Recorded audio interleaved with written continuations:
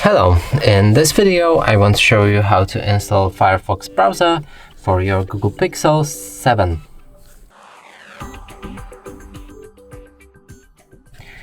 And to do this, first let's open up Google Play Store.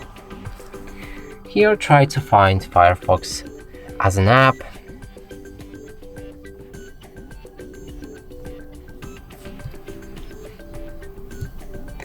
Install it. When it's ready, click on the Open.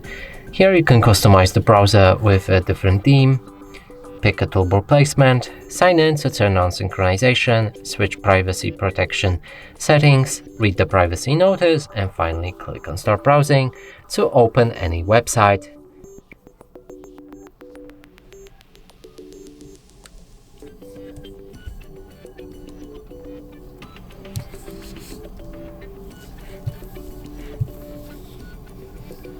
And here you can see that the browser works fine and we can browse through different websites. And that's it for this video. Hope you like it. Please consider subscribing to our channel, leave a like and a comment below.